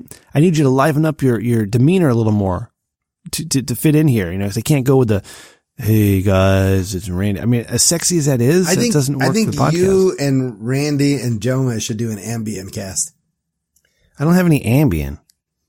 You can get some Ambien. That's not hard to get. Go to your doctor. See, you just Google Ambien. Yeah. And they'll take you to the Ambien website. It's like a complete scam, all these drugs. And then they'll have a checklist. And the checklist will be like, oh, do you have this? Do you have this? Do you have this? If so, you need some Ambien. And then you just go to your doctor and then you get the checklist and hopefully you don't have it printed out, but maybe you need it printed out. And then you tell your doctor, oh, doctor, I have this and I have this and I have this. Yeah. And the doctor will be like, oh, that's weird. I think you need Ambien. You actually sound like exactly the sort of person they're looking for over at the Ambien Corporation. And then they'll give you a whole jug of Ambien. That's some great medical advice, Dr. Hulhauser. Thank you. Maybe I will do that. And Ray and Randy and Joma, you just pop an Ambien and then you just put it on record. And then when you wake up the next day, then you just take whatever it recorded and you just put it on the stream. Okay. Here's our last voicemail. Hey guys, hope I'm not too late. Still in from NFHC podcast. Just wanted to say, Huel, you're a gentleman and a scholar, and you're gonna be missed, buddy. I hope that, we could play some video games together sometime, or, smoke some weed together. If I'm ever in Colorado, I'm gonna track you down. Get that good shit. Oh yeah. Good luck, man. I hope everything works out for you and you have a good time, man. Take it easy. Bye. Dylan said he was watching this show on Netflix called Our Planet, and he was watching it while high, and it's filmed in super duper ultra 4K high def and all this shit. And I just happen to have a super duper ultra high 4K, high ultra. That ultra 4K shit, that fucks you up, don't it? Holy shit. I'm watching this stuff last night. I have no chemicals in me whatsoever, no alcohol, nothing. And I'm like, oh my God, what the fuck am I watching? This is amazing. It's intense. If you pay the extra money to Netflix to get the ultra 4K stream, they have a section that's all the ultra 4K shows. Yeah. And sometimes they have a couple food shows. That'll fuck your shit, man. Yeah, that'll fuck your shit sideways. Thankfully, Chris O.C. pays for the ultra high def Netflix experience, and I'm part of his account. So, all right. Do you share Chris O.C.'s Netflix account? What are you, man? 40 years old? Get your own Netflix, buddy. I did have my own Netflix, and he sent me the password to his. You got a wife and kids and a house. No, I'm not doing it because I'm cheap. He gifted it to me. He's like, here, pal, I got you covered. And so he hooked me up. What do you want me to do? I had my own Netflix, and he gave me his. I'm not going to pay for two. You should send Chris O.C. like a strippergram or something. Do something nice for Chris O.C. I do something nice for him every day. I'm his friend. Send him one of those deals where they send you like a porterhouse steak every month. Steak of the month. He doesn't like beef. He doesn't like red meat. Isn't that weird? Guy that size. Do you have to deal with a lot of like leaky boxes of meat? No, because I bet you that might be your worst. Like if you get like a leaky box of meat, and it gets meat juice all over the floor back in the sorting area. Fertilizer. I've had to bring out broken bottles of fertilizer before, and it's fucking gross. It is disgusting. Just gross. All right, I'm gonna get emotional here because I got to wrap the show up, Huel, and I'm gonna give you a couple minutes to say what you want to say. But I'm really gonna miss you. All right, and I know you say I can call you anytime, you too, buddy. Yeah, thank you. But that shit's not gonna happen. We're not gonna talk on the phone anymore. We might text each other every once in a while, but that's gonna be it. But if you ever do want to come out to Connecticut, just give me a heads up. I'll make everything worth your while. You'll love every minute of it. But more seriously, I appreciate you when I texted you out of the blue last year and said, "Hey man, I'm starting to do a podcast. You want to join up with me?" And you're like, "Yeah, whatever." And I know you didn't think anything would happen, right? And you probably didn't even think you would even ever record the first episode, but we did, and we made something special that will be appreciated in a couple of years after I Chris Benoit you. And I appreciate you for giving me that opportunity. What if I Chris Benoit you? Oh, what if we Chris Benoit each other? Even better. I mean, we'll never be able to to enjoy the fruits of our labor. But somebody will. What if we die in each other's arm like a crocodile attacking a cheetah? Oh man. Like in the ashes of Pompeii, the mother holding the child. Yeah. Yeah. Except the mom and the child the mom and the baby both have a knife. They both have penises that are stuck into each other for some reason. We can't explain why. Yeah, it's crazy. We don't have the science yet. No. But I thank you for doing these episodes with me, even though they weren't 52. You didn't fulfill your contract, cause you missed a bunch. Fucking lazy fuck, but what are you going to do? I've learned a lot from you, Huel. I've learned how to be a better person. I've learned a lot about marijuana.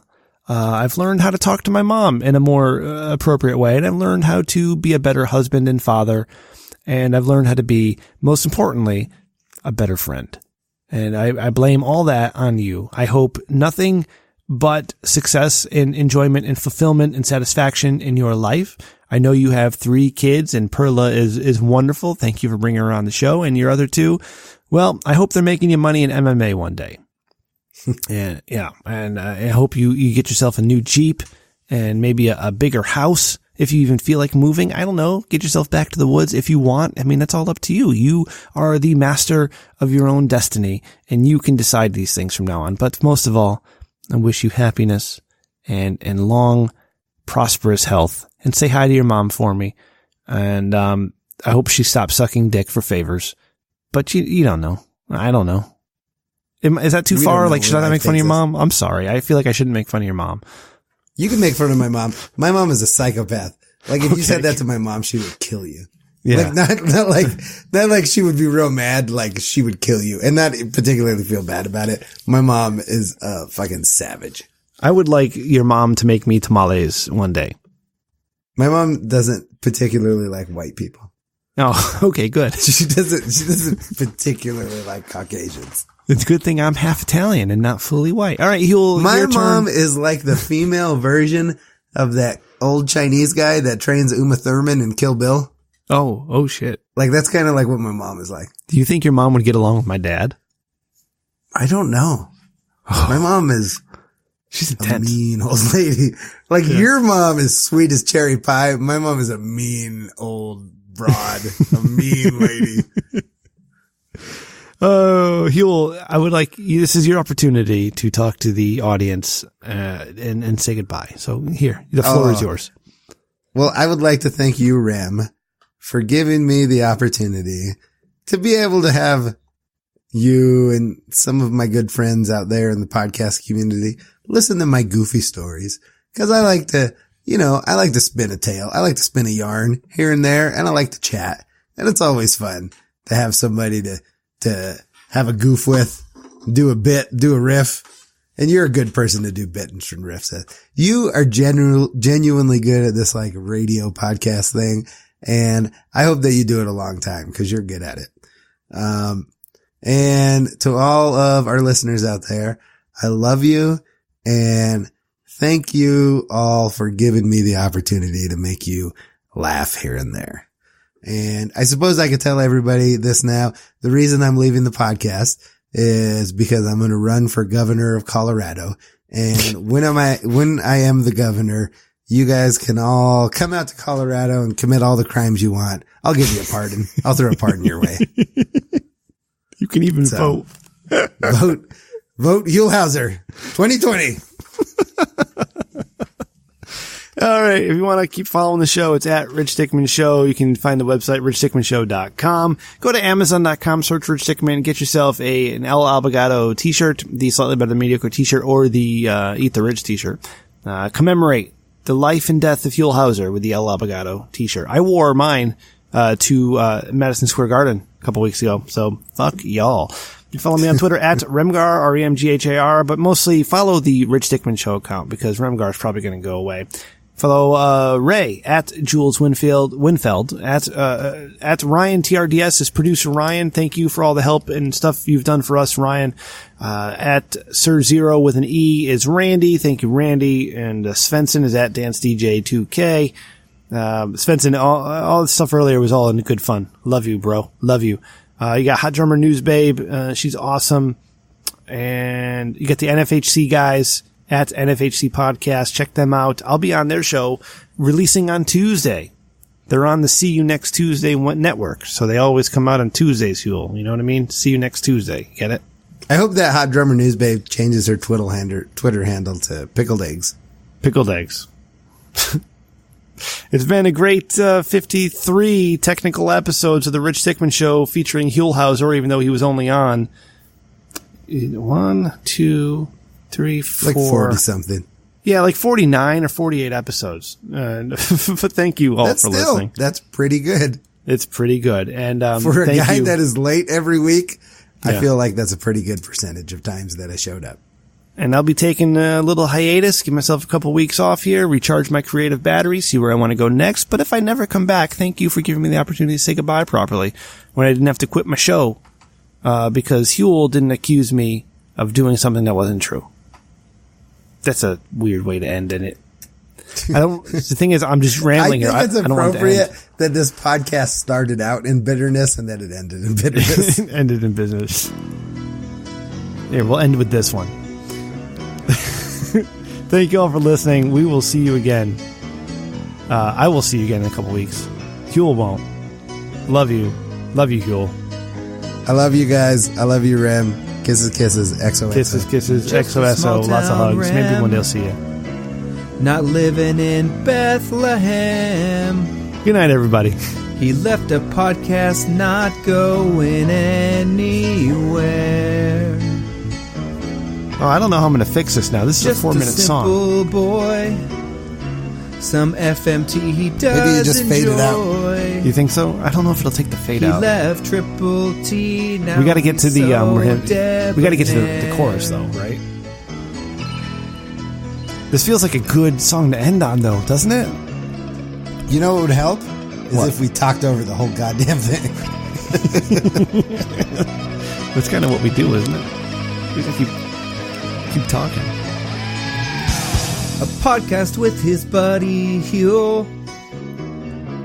Some porn reveals they'll ridicule. God bless Ray for just He doing doesn't this. mind some cellulite. He goes He's a good on kid. and on and on He really is. and He's a good on. dude. He fucking made me almost cry Still earlier. Waiting Dick, how dare you? for Rich Make me feel Dickman's emotional. new contract each episode. Might be re-releasing a is remastered so version of some Liquor Fueled episodes. So stay tuned. We might do that. Boofing. I was thinking of the Voicemails. Jules Bot special that I did for Triple Mama T. Rem just turned I might extra release that as well. pale. Balls per second and the clap. It's never gonna get out.